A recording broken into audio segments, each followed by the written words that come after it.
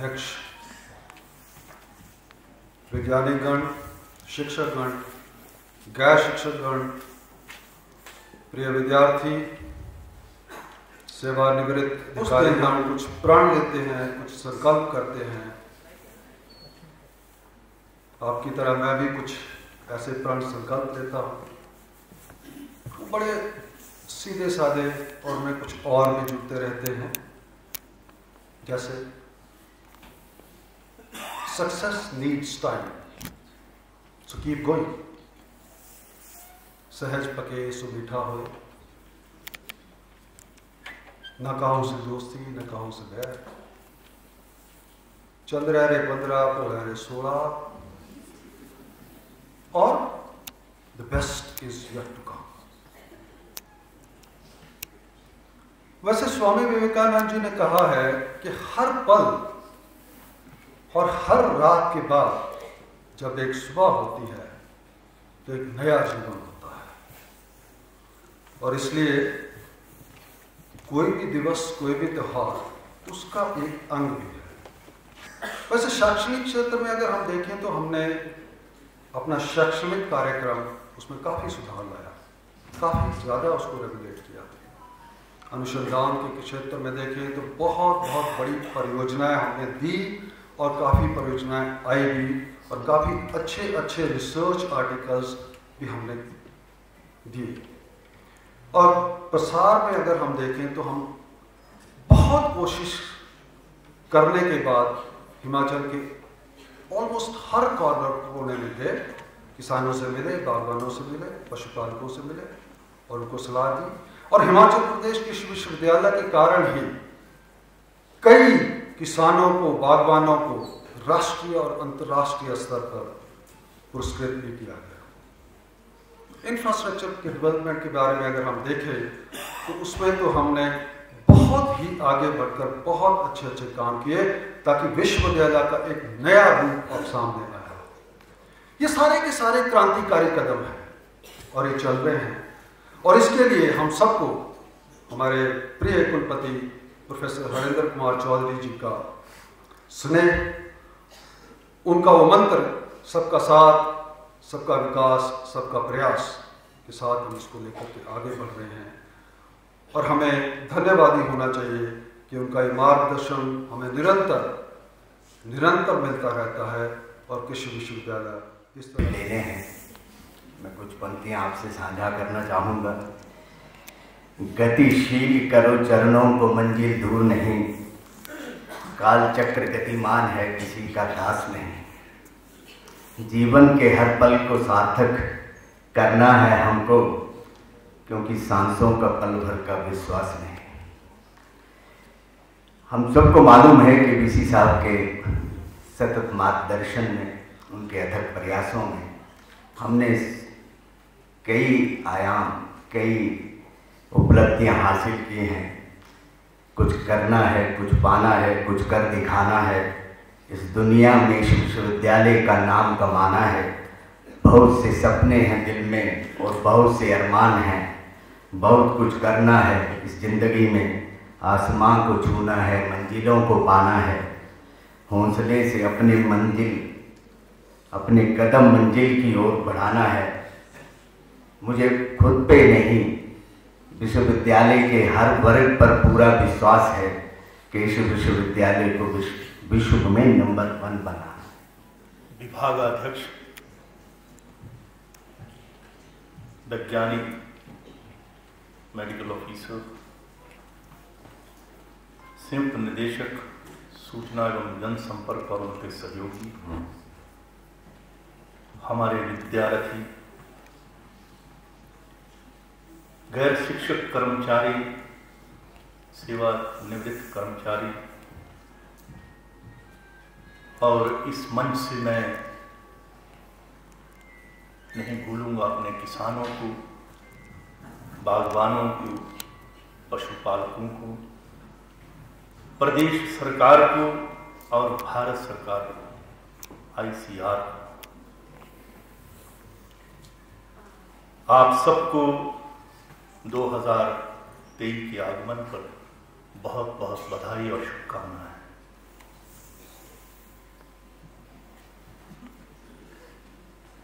विश्व के रंगमंच पर कई प्रजातियां आई और एक एक करके अपनी अपनी आभा बिखेर कर चली गई। मनुष्य सर्वश्रेष्ठ है, ये ऐसे स्तंभ रहे हैं जिन्होंने पूरे विश्व को विश्वविद्यालय बनाना सिखाया, शिक्षा ग्रहण करने का तरीका दिखाया। हमसे सीखकर पूरा विश्व शिक्षित हुआ।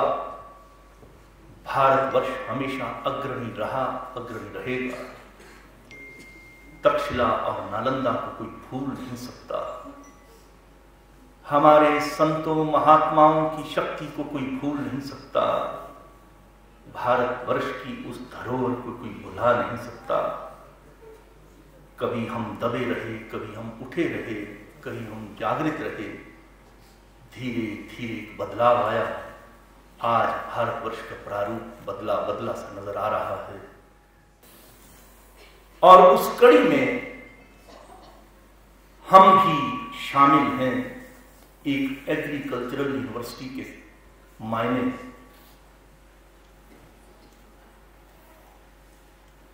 विश्वविद्यालय को चलाने के लिए जिज्ञासा की जरूरत है, जिज्ञासुओं की जरूरत है, विवेक की जरूरत है और ऑफ कोर्स धन की भी जरूरत है। मैं धन से पहले जिज्ञासा, जिज्ञासुओं और विवेक के लिए जो है वो सर्वोपरि मानता हूं। धन जो है वो बाद में आता है। अगर जिज्ञासा ही नहीं तो धन किसी काम का नहीं। हम किस्मत वाले हैं कि हिमाचल प्रदेश जैसे एक छोटे राज्य में एक एग्रीकल्चर यूनिवर्सिटी है और एक हॉर्टिकल्चर यूनिवर्सिटी भी है। कृषकों, बागवानों, पशुपालकों का हम सही तरीके से ख्याल कर सकते हैं। आईसीआर के हम धन्यवादी हैं जिन्होंने all India coordinated research projects के माध्यम से, कृषि विज्ञान केंद्रों के माध्यम से इस विश्वविद्यालय को सींच रहे हैं। हम आईसीआर से गुहार कर रहे हैं कि 8 कृषि विज्ञान केंद्रों से हमारा गुजारा नहीं। हमारे कई ऐसे क्षेत्र हैं जिनको हमारे कृषि विज्ञान केंद्र उनकी पहुंच बहुत कम है। जैसे पांगी जैसा क्षेत्र, भरमौर जैसा क्षेत्र, जहां खेतीबाड़ी का तरीका, वहां की जैविक विविधता, फसलों की विविधता लाहौल स्पीति और चंबा के दूसरे क्षेत्रों से अलग है। चंबा में हॉर्टिकल्चर यूनिवर्सिटी का अपना कृषि विज्ञान केंद्र है, लाहौल स्पीति में हमारा है। लेकिन भरमौर और पांगी का जो ये क्षेत्र है, यहाँ की खेती दूसरे इन क्षेत्रों से विभिन्न है। मैं भरपूर कोशिश में हूं कि हम किलाड़ में दरवास फार्म जो हमें सरकार ने दिया है उसमें कृषि विज्ञान केंद्र लेकर आऊं। इसके लिए हम प्रयत्नशील हैं। डायरेक्टर जनरल साहब से हमने बात की है, उसका प्रपोजल बनाकर वहां भेजा है। आगे सरकार के माध्यम से प्रथम मैं अपने विद्यार्थियों से एक आह्वान करना चाहता हूं। शिक्षा के प्रति जिज्ञासा। एक बार आप कृषि विश्वविद्यालय में पहुंच गए, प्रोफेशनल यूनिवर्सिटी में, मैं समझता हूं कि विद्यार्थियों के पास समय की हमेशा कमी रहती है। आपका मिशन जो है वो पक्का होना चाहिए और ग्रेजुएशन तक जो हासिल हो, जो भी ज्ञान हासिल हो, उसे ग्रहण करना चाहिए, क्योंकि यही ज्ञान आगे चलकर आपके मास्टर्स और पीएचडी प्रोग्राम में आपका प्रतिबिंब बनेगा। और आप उस समय अपना निर्णय लेने के लिए सक्षम होंगे। हमारे विद्यार्थी छात्रवृत्तियों के लिए जूझते रहते हैं। भारतवर्ष में और विदेश में कई ऐसी छात्रवृत्तियां हैं जिनको हम पा सकते हैं। इसके लिए हमारे वैज्ञानिकों की भी कुछ जिम्मेदारी बनती है कि जहां भी कोई सोर्स है, स्रोत है, उनका कनेक्शन है, उसको अपने विद्यार्थियों तक पहुंचाएं। और विद्यार्थी हमेशा इन छात्रवृत्तियों का ध्यान रखें और समय पर उनमें अप्लाई करके राष्ट्रीय स्तर पर और अंतर्राष्ट्रीय स्तर पर इन्हें प्राप्त करने की कोशिश करें, जो कि विश्वविद्यालय के लिए एक लॉरेल का काम करता है, एक ऑनर का काम करता है और आपके जीवन में एक नया बदलाव आता है। हमारे कुछ ही समय में, 2.25 वर्ष में, विद्यार्थियों के अंदर इतनी जागृति पैदा हुई है कि अब वो राष्ट्रीय नहीं अंतर्राष्ट्रीय स्तर तक जाने लगे। ये मुझे बहुत ही इस बात से प्रसन्नता है। आने वाले समय में हम इसको एक रूटीन बनाएंगे। लगातार मैं चाहता हूं कि हमारा हर विद्यार्थी कुछ न कुछ प्रीमियर इंस्टीट्यूट, चाहे वो राष्ट्रीय स्तर पर हो चाहे अंतर्राष्ट्रीय स्तर पर हो, उसका कनेक्शन होना जरूरी है। उसका एक बार उसको भ्रमण करना जरूरी है। उसके लिए क्या माध्यम होगा, क्या तरीका अपनाया जाएगा, वो आने वाले समय में हम आपको बताएंगे। मैं इसीलिए कह रहा हूं कि ग्रेजुएशन के समय आप दूसरे जो आपकी एक्स्ट्रा करिकुलर एक्टिविटीज है उसको भी करिए, लेकिन अपना ध्यान जो है, जो मिशन लेकर के अपने माता पिता के सपने को साकार करने के लिए इस प्रोफेशनल यूनिवर्सिटी के अंदर आए हैं, उस वक्त ध्यान देना जरूरी है। आने वाले समय में अंतिम वर्ष में जो जिज्ञासु रिसर्च की ओर जाएंगे, उनको वैज्ञानिकों के साथ अंतिम वर्ष में जोड़ा जाएगा। रावे की प्रक्रिया बदलने जा रही है। मैंने कई बार वाइस चांसलर्स की मीटिंग में यह बात कही कि जो विद्यार्थी मास्टर्स और पीएचडी प्रोग्राम के लिए जाते हैं, उनको रावे की बजाय अगर हम उन विद्यार्थियों को किसी साइंटिस्ट के साथ जोड़ें और छोटी सी एक रिसर्च प्रॉब्लम उस 6 महीने में या साल में वो कर सके, उसको उससे करवाया जाए, ताकि उसका ध्यान वो जो रिसर्च की ओर है वो और गहन हो और वो एक अच्छी रिसर्च प्रॉब्लम मास्टर्स प्रोग्राम में बनाने के लिए सक्षम हो। ये बहुत जल्द जो है ये प्रक्रिया लागू होने वाली है। हमने कई आईसीआर इंस्टीट्यूट्स के साथ और विश्वविद्यालयों के साथ मेमोरेंडम ऑफ अंडरस्टैंडिंग साइन किया है। वो तैयार बैठे हैं। आप उनके साथ अपने स्टूडेंट साझा करिए, हमारे वैज्ञानिक उनके साथ स्टूडेंट साझा करिए। उनके साथ विद्यार्थी को एक लेने से पहले ही एक प्रपोजल जो है तैयार रखिए, ताकि विद्यार्थी आता है तो उसको उस आईसीआर इंस्टीट्यूट या विश्वविद्यालय के साथ जोड़कर, अगर उसकी फैसिलिटीज हमारी यूनिवर्सिटी में नहीं है तो उसको उस तरह से जोड़ा जाए। इस वक्त कम से कम 30 ऐसे संस्थानों से हमारा जो है वो एमओयू साइन हुआ पड़ा है। मैं और आईसीआर इंस्टीट्यूट्स के साथ समझौते करने के लिए आगे बढ़ रहा हूं। हर दिशा में हम आगे बढ़ेंगे और चारों कॉलेज इसके लिए सक्षम होंगे कि वो अपने विद्यार्थियों को अनुसंधान के लिए उन संस्थानों के साथ जोड़े।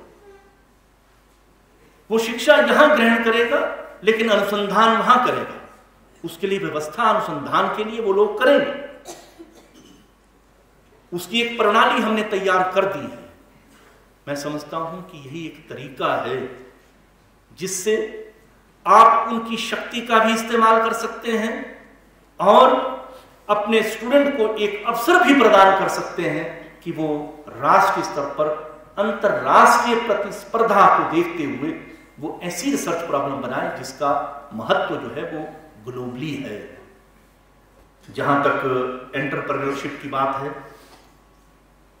प्लेसमेंट की बात है, हमारे state bank of India, NFL, IFFCO, Nestle ऐसी ऑर्गेनाइजेशन सामने आ रही हैं। SBI का तो एक डॉक्टर उपाध्याय ने अभी प्रोग्राम भी रखा है, डॉक्टर DK वत्स और डॉक्टर उपाध्याय ने, तो उस प्रोग्राम में हमारे स्टूडेंट शामिल होंगे। वो एंटरप्रेन्योरशिप क्रिएट करने के लिए अपनी प्रणाली बताएंगे कि किस सिस्टम से वो एंटरप्रेन्योरशिप जो है वो क्रिएट बच्चों के लिए कर सकते हैं। आने वाला समय बहुत चैलेंजेस से भरा पड़ा है। हमें एक सिस्टम बना करके इसी प्रणाली से गुजरना होगा। यही एक राह है जो हमें high impact factor paper, research paper publish करने की राह भी दिखा सकती है। वैज्ञानिकों के लिए मैं कहूंगा कि हिमाचल सरकार के हम बहुत धन्यवादी हैं कि हमें वहां से सैलरी और पेंशन जो है वो भरपूर मिलती है। इसमें सरकार की ओर से कोई कमी नहीं। मगर दूसरी तरफ जब एक व्यक्ति यहां पर 30 और 35 वर्ष के लिए जो है वो रिक्रूट होता है, तो उस व्यक्ति का कुछ ना कुछ तो एक निशाना रहता है कि मैं विश्वविद्यालय में रहकर के अब क्या कार्य करूंगा। ऐसा कभी नहीं होगा कि एक वैज्ञानिक यहां भर्ती हुआ और तनख्वाह के साथ उसको हम कहें कि साहब ये लो 50 लाख रुपए, अब आप रिसर्च शुरू करो। ऐसा कभी नहीं होगा। इसीलिए पहले दिन मैंने एक बात कही थी कि प्रति वर्ष प्रति वैज्ञानिक एक परियोजना, न्यूनतम पहले 10 लाख कहा, फिर 20 लाख कहा, आज मैं 30 लाख की बात करता हूं कि 30 लाख से कम ना हो कोई योजना। बिना रिसर्च प्रोजेक्ट्स के, बिना शक्ति के वो जो वैज्ञानिक है वो कुछ नहीं कर सकता। इसमें all India coordinated research projects के अंतर्गत ICR में या कृषि विज्ञान केंद्र के जो वैज्ञानिक है वो भी ये ना सोचें कि हमें तो वहां से प्रॉपर फंडिंग होती है, लेकिन देख रहे हैं कि धीरे धीरे वहां से कंटीजेंसी और दूसरे फंडिंग जो है वो स्क्वीज हो रही है, सिकुड़ रही है। न जाने किस अवस्था में हम उसमें मार्ग पर भी पहुंच जाएं। इसलिए हर वैज्ञानिक को, चाहे वो ICR के अंतर्गत है, चाहे स्टेट के अंतर्गत है, उसके पास एक परियोजना होना, एक रिसर्च एडहॉक प्रोजेक्ट होना बहुत जरूरी है। पहाड़ के अंदर अगर हम बैठे हैं तो हम ये सोचे साहब हम तो यहां हिमाचल प्रदेश में बैठे, यहां कुछ हो ही नहीं सकता, क्योंकि हम तो पहाड़ी आदमी हैं, यहां पर हमारा इतना सोच नहीं, हमारे पास इतना सोर्स नहीं। अरे जो शक्ति उस भगवान ने बख्शी है हिमालय के रूप में, उसके अंदर जो जैविक विविधता है वो आपके द्वार खोलती है, उस पर सारे विश्व की नजर है। मैं बार बार बोल चुका हूं, आप ही हैं वो जो उन लोगों को आकर्षित कर सकते हैं। आइए हिमालय में हम तभी घुसने देंगे जब आप हमारे साथ कोई समझौता साइन करेंगे या हमें कोई प्रोजेक्ट देंगे। मैं पीछे इंग्लैंड गया तो आज ही उसका जो मुझे नव वर्ष का जो बधाई आई, तो प्रोफेसर हैसलॉफ हैरिसन ने कहा कि लगता है कि अब हम जॉइंट रिसर्च प्रोजेक्ट्स जो है वो इस वर्ष जरूर सबमिट करेंगे। कौन सबमिट करेगा?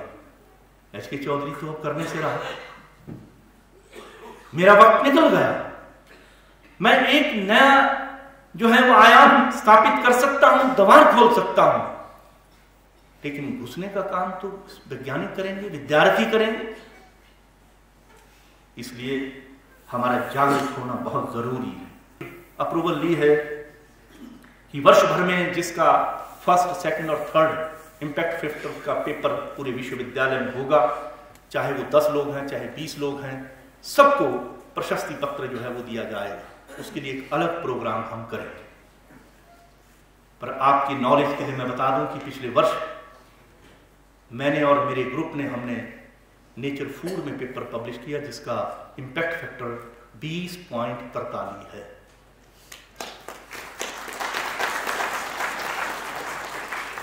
अब मुझे वो पुरस्कार नहीं चाहिए, इसके आगे की बात सोचेंगे। इसके आगे कौन लोग हैं जो फर्स्ट सेकंड थर्ड है, मेरा नाम उसमें से काट दीजिए। जब तक हम इंडस्ट्री को अपने साथ नहीं जोड़ेंगे, विभागों के अंदर ये ताकत पैदा नहीं करेंगे और दूसरी इंस्टीट्यूट्स के साथ हम समन्वय नहीं करेंगे, तब तक हमारा उत्थान नहीं हो सकता। मैंने खुद देखा कई ऐसी परियोजनाएं राष्ट्रीय स्तर पर जो है ICR department of science and technology से आ रही हैं, जिसमें साफ शब्दों में यह लिखा है कि कौन सी इंडस्ट्री के साथ आप जुड़ेंगे।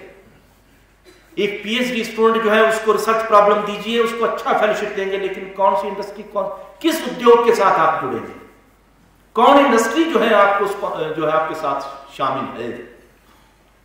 यानी कि अकेले काम करने का समय खत्म, अब मिलकर सहयोग से अलग अलग संस्थानों से और इंडस्ट्री के साथ मिलकर के समन्वय बिठाकर काम करना होगा। छोटी सी एक प्रक्रिया, रेड राइस को जो है वो जीनोम सेवियर अवार्ड जो है किसानों को मिला, 750 रुपए किलो वो जो है राइस बेच रहे हैं। अगर चावल 750 रुपए किलो जो है एक जीनोम सेवियर अवार्ड दिलवाने से मिल सकता है, तो क्या हमारे जिमीकंद, हमारी सौंठ, हमारा खीरा, हमारा अदरक, हमारी ये लहसुन, हमारी कुल्थी, हमारे उड़द, हमारे राजमाश, इनको वो प्राप्ति नहीं हो सकती। आते ही पहले दिन जो मेरा सपना था वो मैंने जीआई टास्क फोर्स बनाने का काम किया, आईसीटी सेल बनाने का काम किया। डिजिटल इंडिया की ओर बढ़ रहे हैं तो आईसीटी सेल की जरूरत है। सब कुछ डिजिटाइज करना पड़ेगा। आने वाला समय बहुत कॉम्पिटिटिव है, बहुत स्पीड से हमें भागना पड़ेगा। जो लोग प्रोफेसर तक पहुंच गए हैं उनको और तेजी से भागना होगा, क्योंकि हम पुराने सिस्टम से होते हुए वहां तक पहुंचे हैं। यहां पहुंचकर हमें अपने साथ जो विद्यार्थी जोड़ने हैं, उन विद्यार्थियों के अंदर वो शक्ति है, उस शक्ति को अपने साथ साझा करते हुए हमें डिजिटाइजेशन के वर्ल्ड में कूदना पड़ेगा। मजबूरी है, नहीं करेंगे तो आप पिछड़ जाएंगे। मैंने पिछड़ते हुए लोगों को देखा और डी ट्रैक हो जाते हैं, छोड़ देते हैं कि ठीक है साहब, अब हमसे नहीं होता, अब हम प्रोफेसर बन गए हैं, इतना ही काफी है। विश्वविद्यालय के अंदर आने के बाद एक मन में भाव उठता है कि मैं इस विश्वविद्यालय से जब जाऊंगा तो लोग मुझे जो है याद करें कि ये फलान साइंटिस्ट ने जो है ये काम करके गए। विज्ञान का काम कभी खत्म नहीं होता, ये लड़ीवार कड़ी से कड़ी जुड़ती चली जाती है और अंत तक जब पहुंचते हैं तब जाकर उसमें सफलता। वैज्ञानिक हमेशा प्रयोगशाला से जाना जाता है। उसने कौन सी ऐसी व्यवस्था की जिसके नाम से वो चिरकाल तक उसको पहचान उसकी रहेगी और उसमें असंख्य विद्यार्थी आकर के अपना कार्य करते हुए समाज को जागृत करेंगे। ये लड़ीवार कड़ी बनाना हमारा फर्ज है, हमारी जिम्मेदारी है। कुलपति आते रहेंगे, जाते रहेंगे। कुलपति स्थायी नहीं, मगर स्थायी आप लोग हैं जो 35 वर्षों के लिए यहां बैठेंगे। 25 से 30 से 35 वर्ष तक एक वैज्ञानिक जो है विश्वविद्यालय में रहता है, वो स्थायी है। कुलपति 3 वर्ष के लिए आएगा, फिर नया कुलपति आ जाएगा। थोड़ी बहुत उसमें बदलाव आता है, मगर आपको अपना निशाना बनाइए, आप अपना मिशन बनाइए कि मुझे क्या करना है, 30-35 वर्ष तक मुझे किस ओर जाना है, मेरी धारणा क्या है, मेरा निशाना क्या है। और रूटीन रिसर्च से दूर हट जाओ। अगर हम रूटीन रिसर्च में रहेंगे तो कभी कामयाबी हासिल नहीं कर पाएंगे। हमारे कॉलेज ऑफ एग्रीकल्चर में लगभग 13 डिपार्टमेंट है। सब अपनी अपनी दिशाएं निर्धारित करें। हर वर्ष हम जब नए वर्ष का आगमन होता है तो एक जागृति अंदर पैदा होनी चाहिए कि साहब हम जाकर के ये निर्धारित करेंगे कि हमारी दिशा क्या है। अगर आपसे अचानक कोई व्यक्ति पूछता है कि साहब आपकी एक्सपर्टाइज क्या है, आप क्या कर रहे हैं विश्वविद्यालय के अंदर, मैं प्रोफेसर हूं, इतना काफी नहीं है, आप कर क्या रहे हैं, वो महत्वपूर्ण है। आप क्या देने जा रहे हैं समाज को। अब आप रिटायर होने के कगार पर हैं, 4 वर्ष आपके, 2 वर्ष आपके, 3 वर्ष आपके, 1 वर्ष आपका रह गया, आप समाज को क्या देकर जाएंगे। क्या इसका अवलोकन हमने कभी किया।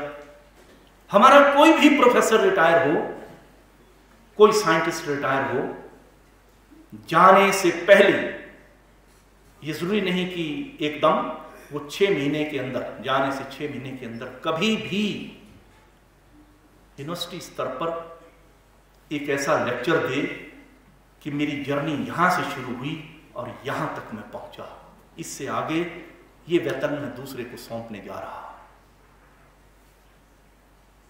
इससे एक सीरियसनेस बनेगी, आपके अंदर वो जागृति पैदा होगी कि मुझे अपने इस समाज को ये बताना पड़ेगा कि मैंने क्या किया, मैं किस राह पर था, किस किस राह से गुजरा। कठिनाइयां सबको आती हैं, कठिनाइयों के बिना कभी कामयाबी हासिल नहीं होती।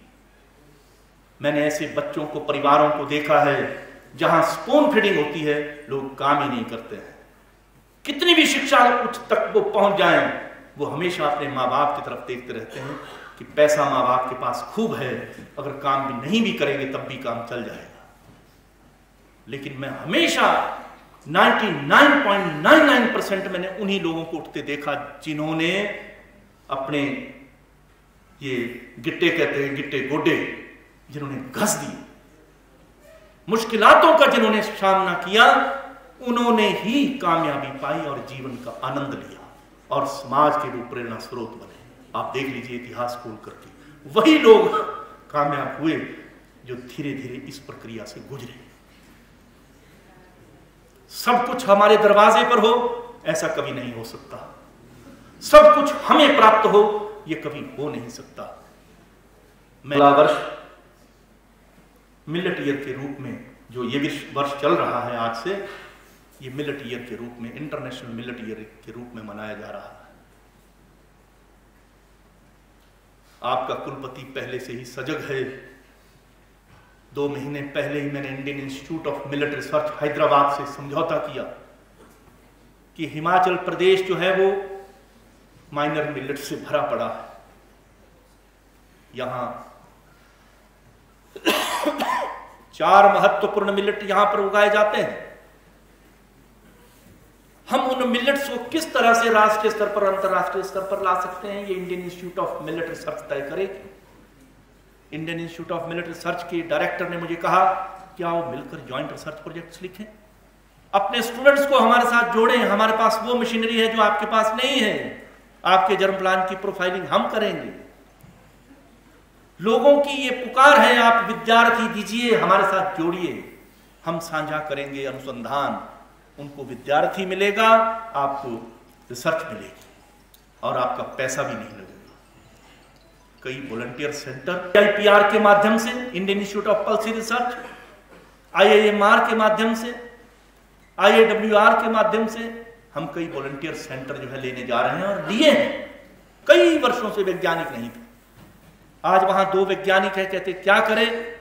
मैंने कहा एक तो प्रोजेक्ट लिखो दोनों, और दूसरी तरफ जो है वो IIMR के साथ हमने IIPR के साथ हमने समझौता किया है और IIPR से आपको हम एक्सपेरिमेंटल ट्रायल भिजवाएंगे। वहां से ट्रायल आने शुरू हो गए।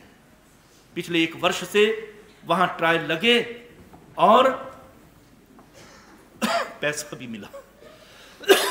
हमारे वहां के जर्म प्लान को शक्ति मिली कि वहां से ला करके हम अपने खेतों तक लाएं और उसका दोहन करके हम ICR के साथ मिलकर के उसका भी सस्टेनेबल यूटिलाइजेशन करें और उनके जो वैरायटीज हैं, उनका जो इलिट जर्म प्लाज्म है, उसको यहां असेस करें।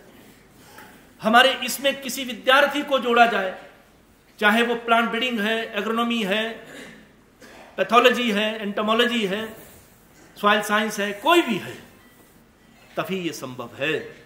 विद्यार्थी जब जुड़ जाता है तो एक चमक पैदा हो जाती है, क्योंकि विद्यार्थी हमेशा जिज्ञासु होता है, उसको डिग्री लेनी होती है, वो स्पीड उसकी आपसे 10 गुना ज्यादा होती है, इसलिए विद्यार्थी को उसमें शामिल करना जरूरी है।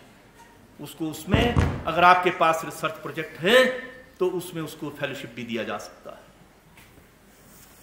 इस तरह से दौड़ दौड़ कर अगर हम काम करेंगे, इस सूझबूझ से अगर हम काम करेंगे, तो हमारा कोई भी रिसर्च केंद्र जो है वो अछूता नहीं रहेगा। हर अपने रिसर्च सेंटर को एक पहचान देने के लिए मैंने उनका नामकरण किया कि जो नाम इनके रखे हैं वो ठीक है, लेकिन उसके बाद ये सेंटर करते क्या है, इनकी दिशा क्या है। अगर हमारा सांगला में स्टेशन है तो उसकी दिशा क्या है।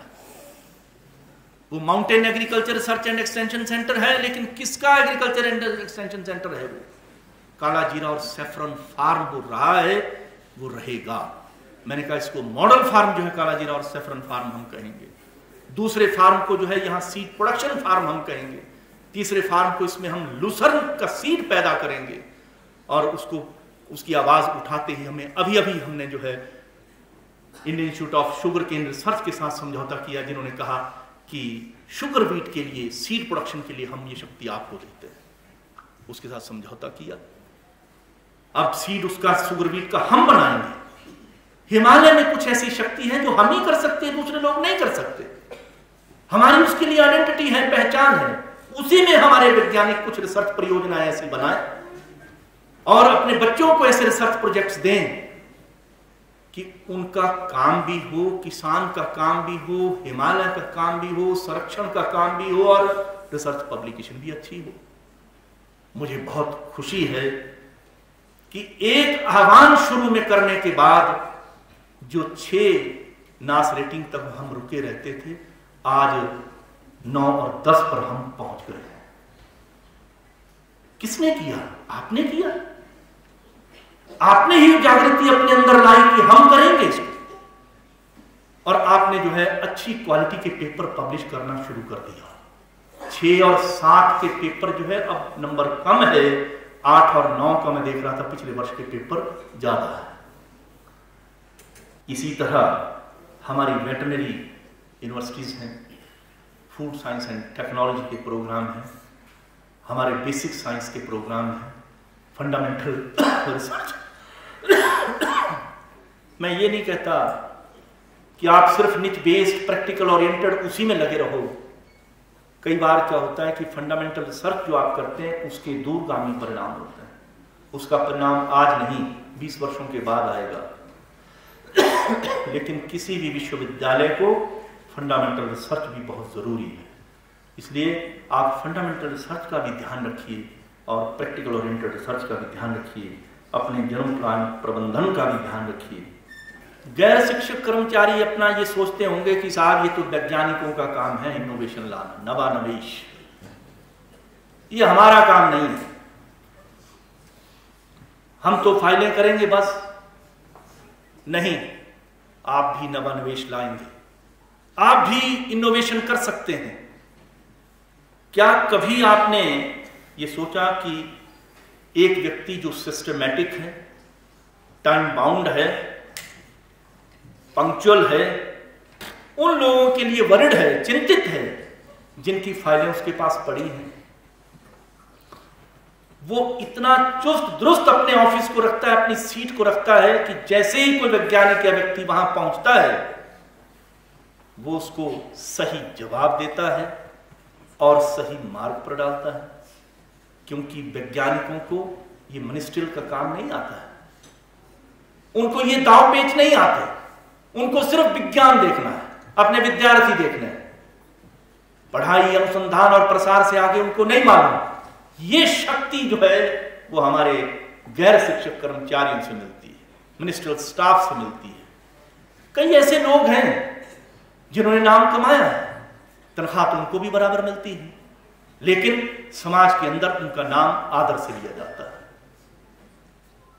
जब हम विश्वविद्यालय के अंदर हैं, एक परिवार है, तो क्या ये जिम्मेदारी गैर शिक्षक कर्मचारियों की नहीं कि हम अपने वैज्ञानिकों के और विद्यार्थियों के सहयोगी बने? थोड़ी सी अपने कार्य में हम तीव्रता लाएं ताकि जो वैज्ञानिक अपनी परियोजना के लिए जूझ रहा है और वहां से धन आकर के उसको उसको वहां पर पहुंचाना है, तभी उसको अगले वर्ष का पैसा जो है मिलेगा। तो ये दिलचस्पी जिस दिन हमारे मिनिस्ट्रियल स्टाफ के मेंबर्स में आ जाएगी, उस दिन एक क्रांतिकारी बदलाव आ जाएगा। बहुत अच्छे हमारे मिनिस्ट्रियल स्टाफ के मेंबर हैं, सिर्फ अपने अंदर उस गुण को आप जागृत कर लीजिए, विश्वविद्यालय का परिवेश बदल जाएगा। गैर शिक्षक कर्मचारी भी ये प्रण करें आज के दिन कि वैज्ञानिक का 1 मिनट हम बर्बाद नहीं होने देंगे। उनको विश्वविद्यालय में धन लाने की शक्ति उनके अंदर हो, सही मायने से उसका यूटिलाइजेशन हो, समय पर उसको यूटिलाइजेशन सर्टिफिकेट मिले, फंडिंग एजेंसी को हम हिसाब किताब जो है समय पर दें, ताकि हमें आपस में पैदा करना पड़ेगा। मैंने इसलिए कहा क्योंकि इसकी कमी है, और मैं वैज्ञानिकों से भी विनती करता हूं कि वैज्ञानिक हमेशा शांत प्रिय होते हैं, शांत ही रहे, अपने मन में कभी उतावलापन पैदा ना करें। वो भी हमारे भाई है, उनके साथ प्रेम से बात करेंगे तो आपको अच्छा ही जवाब मिलेगा। प्रेम बहुत बड़ी ताकत है, गुस्से का एक शब्द जब मुंह से निकल जाता है वो वापस नहीं आ सकता, और कई बार दूसरा व्यक्ति उसको चिरकाल तक अपने मन में धारण कर लेता है। उससे हमें भी संकट होता है और उस व्यक्ति को तो है ही जिसने कहा है।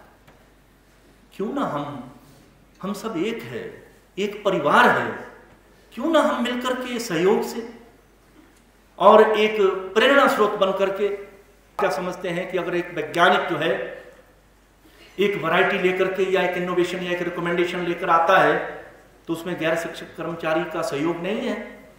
मैं उनको गैर शिक्षक कर्मचारी नहीं, मैं उनको वैज्ञानिकों के सहयोगी कहता हूं। वो वैज्ञानिकों के सहयोगी है, उनके बिना वो संभव नहीं। मिनिस्ट्रियल स्टाफ के, फील्ड स्टाफ के, लैब स्टाफ के और दूसरे कर्मचारी जो हमारे सहयोगी हैं, उनके बिना कोई भी कार्य संभव नहीं है। जहां तक पॉलिसी का काम है, जहां तक हमें विश्वविद्यालय के लिए नए दिशाएं निर्धारित करने का काम है, वो काम मेरा है, एडमिनिस्ट्रेशन का। डॉक्टर DS अटवाल जिन्होंने कल्याण सोना वीट की वैरायटी निकाली थी 60s में, उनके साथ उसने काम किया था और छोटी छोटी इवेंट्स का वो गवाह था। मैं जब वहां पर ज्वाइन किया तो पहले उससे मैंने वो सारी कहानी सुनी कि DS अटवाल के साथ तुम कब मिले, कैसे कार्य किया, खेत में क्या करते थे, कैसे काम करते थे। और मजे की बात, अंत में उसने मुझे बताया कि यहाँ पर क्योंकि कोई ब्रीडर नहीं था तो मैंने अकेले ने ही यहाँ पर गेहूं की कुछ किस्में निकाली हैं। उनका नाम उसने नॉर्बू 1, नॉर्बू 2 जो है रख दिया था।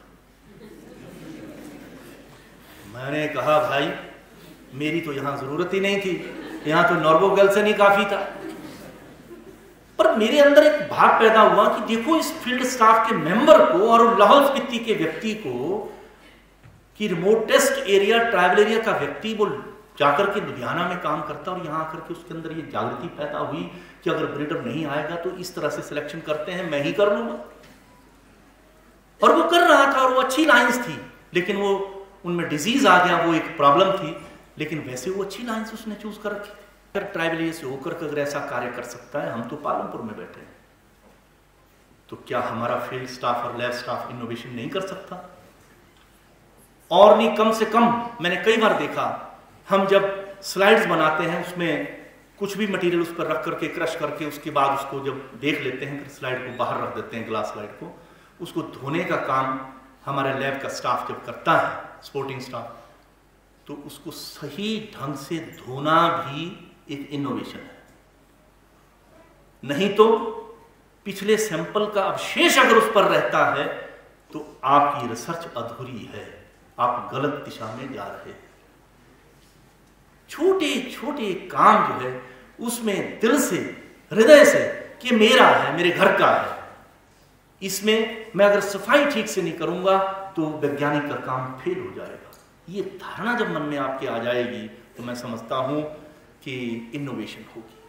इसलिए आप वैज्ञानिक के सहयोगी हैं, चाहे वो फील्ड का स्टाफ है, चाहे लैब का स्टाफ है, चाहे वो मिनिस्ट्रियल स्टाफ है, आप सब हमारे भाई बहन हैं। आपके बिना हम अधूरे हैं। 2023 के शुभारंभ पर मैं प्रेम और सौहार्दता का दान मांगता हूं। ये दान मुझे दीजिए। भाईचारे में, प्रेम में जो ताकत है वो दूसरी राह में कदापि नहीं मिल सकती, कदापि नहीं। गुस्से से, क्रोध से नहीं, प्रेम से ही वो प्राप्त होगी। आओ हम आपस की दूरियों को खत्म करें, एकजुट होकर चारों दिशाओं में अपने इस माता रूपी विश्वविद्यालय को सजाएं, संवारें, अनगिनत परियोजनाओं का प्रबंधन करें। शांति की इस लौ में विश्व के प्रसिद्ध विश्वविद्यालयों को आकर्षित करें, ताकि हिमाचल की शक्ति के दोहन का रास्ता चौधरी श्रवण कुमार हिमाचल प्रदेश कृषि विश्वविद्यालय में से होता हुआ गुजरे, विश्व में हमारा नाम हो और इस विश्वविद्यालय को नंबर 1 विश्वविद्यालय बनाए। बहुत बहुत धन्यवाद। 2023 on behalf of the university administration, I have been given the opportunity to thank everyone. First and foremost, I thank the Honorable Vice Chancellor for laying a roadmap before you to be followed in this year, and I hope each one of us sincerely follows her aim and objectives. Life is not measured by the success you achieve in the life. It is the value that you add to the life that is the real life once you retrospect what you have lived. So what I want to say out here, पति साहब ने जो कहा उसकी ओर हम अग्रसर होंगे, और मैं विश्वास से कह सकता हूँ कि यूनिवर्सिटी तरक्की करेगी। आपने पिछले 1-1.5 साल 2 साल में देखा काफ़ी चेंजेस यूनिवर्सिटी में आए। इंफ्रास्ट्रक्चर की बात हो, स्टूडेंट्स और फैकल्टी का इंटरनेशनल लेवल पे आना जाना हो, यूनिवर्सिटी में भर्तियों की बात हो, काफ़ी सेटिस्फाइंग सा साल रहा है। टीचर्स के सीएस की बात हो, बाकी चीज़ें हो, इवन आपके स्केल्स की बात हो, तो काफ़ी पॉजिटिविटी यूनिवर्सिटी में रही, और इसका श्रेय आगे भी देखेंगे। कुलपति जी ने आपको एक रोडमैप दिया है। एवरीबडी इज नॉट परफेक्ट, सब में कमियाँ होती हैं, बट इन सब के उसको देखते हुए भी मैं यही आशा करूँगा कि आप सब लोग यूनिवर्सिटी के उत्थान, इसको एक नंबर 1 पर ले जाने के लिए प्रयत्नशील रहेंगे। और एक बार पुनः आपको यूनिवर्सिटी एडमिनिस्ट्रेशन की तरफ से नए वर्ष की शुभकामनाएं, बहुत बहुत बधाई। धन्यवाद।